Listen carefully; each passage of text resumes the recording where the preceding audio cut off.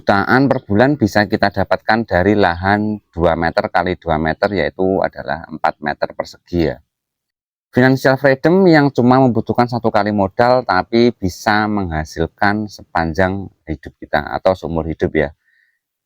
Sekali tanam tapi kita merasakan panennya berkali-kali. Bagaimana cara kita mendapatkan penghasilan berjangka panjang dan berturut-turut, dan itu hanya membutuhkan 1 kali modal saja, atau sekali tanam kita bisa merasakan panen terus menerus.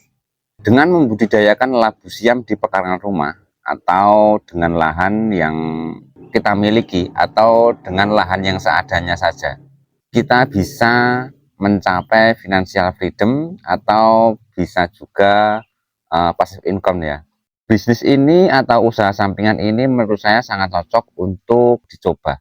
Karena dengan budidaya labu siam itu tidak membutuhkan modal yang banyak, tidak membutuhkan perawatan yang ekstra, tapi kita bisa mendapatkan hasil yang sangat maksimal. Saya akan tunjukkan atau saya terangkan bagaimana cara kita itu menanam labu siam yang benar dari awal, dari mulai pemilihan bibit sampai cara kita itu menanamnya labu siam. Bagi teman-teman yang baru saja bergabung, silahkan klik tombol subscribe dan ikuti terus channel ini supaya nanti teman-teman tidak tertinggal dari info cerita alam Indonesia mengenai tentang budidaya labu siam, dari mulai penanaman, perawatan, dan juga cara pemanenannya. Ya, ini saya tunjukkan bibit labu siam yang bagus ya. Ini bibit yang beberapa hari lalu itu yang saya biarkan di dalam pohon.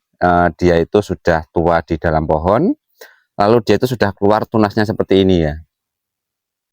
Sudah keluar tunas, keluar cabangnya dari pohon. Lalu sebetulnya saya tidak ingin memetiknya, biarkan tunas ini agak memanjang sekitar 30 cm sampai 50 cm baru saya petik.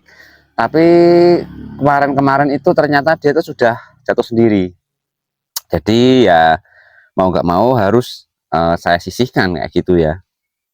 Nah, untuk penanaman yang bagus itu biasanya yang saya lakukan itu dengan setelah mendapatkan bibit labu siam yang seperti ini, saya taruh di dalam tanah seperti ini. Nah, ketika saya taruh di seperti ini ya, dia nanti akan tumbuh dengan secara sendirinya. Ada juga itu teman-teman yang menggunakan praktek seperti kayak dibelah buahnya, lalu diambil bijinya, dia tanam atau dia kompres ya dengan kain atau mungkin dikompres dengan tanah yang lembab. Tapi menurut saya itu terlalu ribet ya buat saya, karena dengan seperti ini saja sudah bisa tumbuh dengan maksimal. Karena apa? Nanti daging dari labu siam ini setelah membusuk dia juga akan menjadi kompos buat bibit labu siam. Kalau kita menggunakan biji yang kita buat menjadi bibit, maka mau tidak mau kita harus memberikan kompos tersendiri buat bibit labu siamnya itu. Dengan kita menanamnya utuh atau bersama buahnya seperti ini ya, itu bisa meringankan kita untuk di saat proses pembuatan bibit. Semisal kita punya kegiatan lain atau mempunyai aktivitas yang lain, itu kita tidak perlu setiap hari cek bibit ini apakah sudah tumbuh atau belum, karena nanti dia sudah menjadi kompos apabila sudah membusuk. Tapi kalau kita menggunakan biji ya otomatis kita setiap 2 hari atau 3 hari kita kontrol apakah pertumbuhannya itu bagus apa tidak. Kita harus memberikan pupuk, memberikan penyiraman. Tapi dengan seperti ini kita tidak perlu ada khawatir seperti itu. Nah, selain itu ketika ini kita sudah letakkan seperti ini ya, nanti kita bisa tinggal untuk menanam tanaman yang lain, kita tinggal untuk merawat tanaman yang lain. Jadi sangat simpel menurut saya. Nah, untuk para yang luasnya itu 4 meter, biasanya itu yang paling bagus atau idealnya itu adalah 2 bibit atau 1 bibit saja.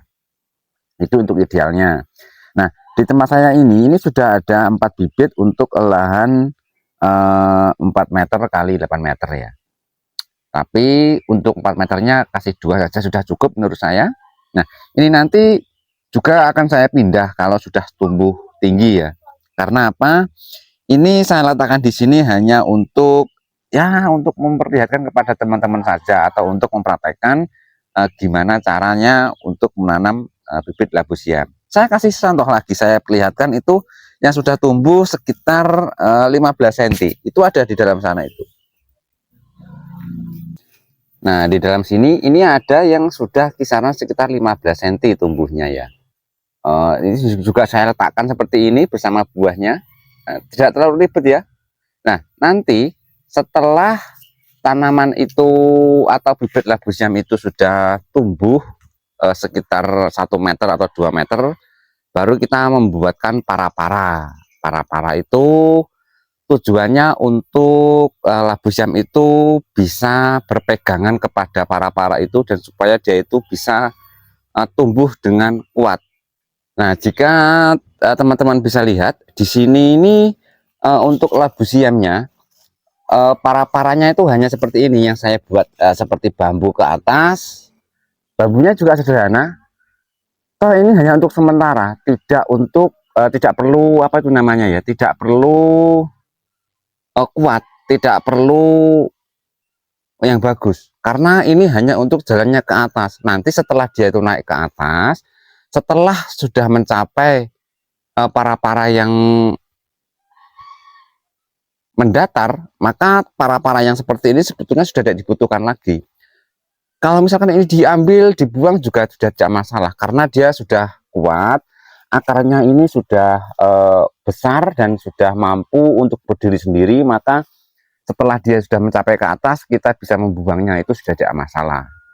Untuk teman-teman yang bagus ya, atau yang perlu dikuatkan untuk para labu siam itu adalah tiang seperti ini ya.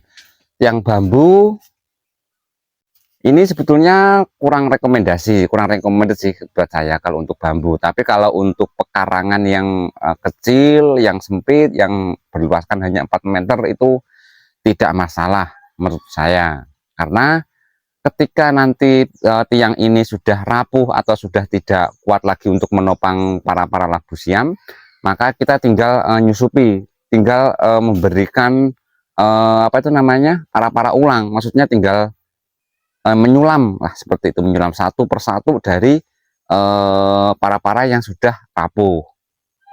Yang paling bagus itu adalah menggunakan tiang cor kayak gitu, sebenarnya bagus. Cuman kan kalau kita menggunakan bahan seadanya atau meminimalisir modal untuk membuat passive income atau membuat usaha kecil yang tapi berjangka panjang, menurut saya itu menggunakan bahan seadanya dulu. Menurut saya, ketika kita sudah mendapatkan hasil dari labu siam, maka bisa kita perbaiki dari sedikit demi sedikit. Kenapa saya mengatakan bahwa labu siam itu juga termasuk financial freedom? Karena labu siam itu hanya membutuhkan 1 kali penanaman saja, atau cuma sekali modal, tapi kita bisa mendapatkan hasil yang sangat berkepanjangan. Misalkan nih, kita tanamnya cuma sekali, kita tapi bisa mendapatkan hasil panen itu berkali-kali. Berkali-kali itu tidak cuma sekali 2 kali ya, tapi untuk jangka panjang, sampai setahun, 2 tahun, 3 tahun, sampai ada yang sampai 20 tahun juga. Dan itu pun dari siklus panennya itu sangat kerap sekali, sangat dekat ya. Untuk jangka 1 bulan saja kadang itu bisa mencapai sekitar 10 kali panen, ada seperti itu ya. Tergantung lahan dan jumlah bibit yang kita budidayakan. Kalau di tempat saya biasanya itu saya lebih suka itu 1 minggu sekali, supaya tidak terlalu memakan waktu atau tidak terlalu kebanyakan aktivitas ya. Selain kita membudidayakan labu siam, kita juga menanam sayur-sayuran seperti yang lain, seperti kayak tomat, cabai, terong, seperti itu ya, di sawi. Karena kebutuhan kita itu tidak berhenti di labu siam saja. Jadi sebuah pekarangan itu bisa melengkapi semua kebutuhan dari bumbu dapur kita. Kita bisa menanam bervariasi seperti sayur-sayuran yang saya sebutkan tadi. Selain untuk konsumsi sendiri, jika ada lebihnya kita bisa menjualnya. Kalau untuk sayuran seperti sawi, tomat, terong, itu kan jumlahnya tidak terlalu banyak untuk penanamannya. Saya hanya menanam cuma 1-2. Cabenya cuma ada berapa ini? 1, 2, 3, 4, 5, 6. Ada 6 pohon. Terus kalau untuk terongnya sementara baru ada 1 terong itu. Nah, Itu kan kalau untuk konsumsi sendiri saya rasa sudah cukup lah, apalagi saya satu rumah itu hanya berisikan 4 orang ya, saya, istri, dan juga 2 anak saya. Tapi kalau untuk labu siam, kalau untuk saya konsumsi sendiri kan pasti tidak habis. Biasanya memang labu siam itu saya jual, ya hitung-hitung untuk membeli bumbu tambahan untuk pelengkap dapur itu. Seperti itu. Nah, kalau untuk jangka panjang dari labu siam nih, banyak sekali dari teman-teman itu yang bertanya ada 2 hal. Yang pertama itu, apakah labu siam itu bisa ditanam di dataran rendah? Kan seperti itu. Terus pertanyaan yang kedua, ada juga yang mengatakan sampai berapa tahun labu siam itu bisa berproduksi kan gitu. Nah, ini saya sampaikan lagi ya, bahwa setahu saya labu siam itu berhenti berproduksi itu sampai puluhan tahun. Itu asalkan dirawat dengan baik ya. Kalau tanpa ada perawatan, biasanya itu malah semakin subur, dia semakin merambat kemana-mana, dan untuk para panen itu tidak teratur. Dia istilahnya berantakan gitu loh, tapi tetap saja subur.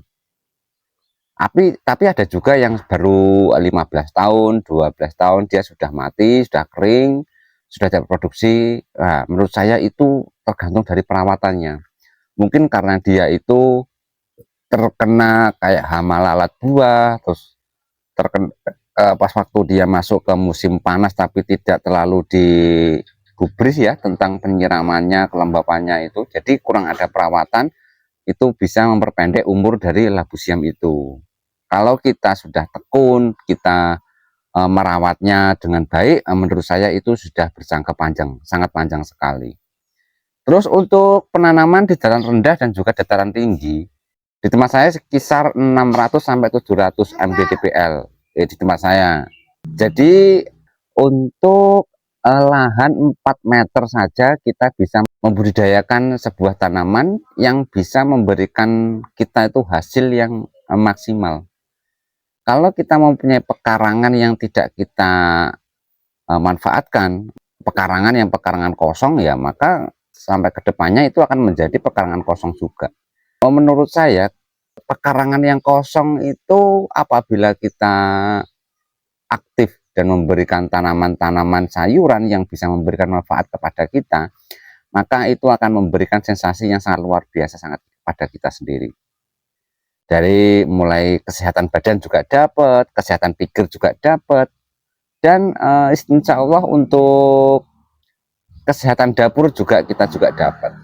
Semoga video ini bermanfaat dan semoga sehat, sukses, dan salam edukasi.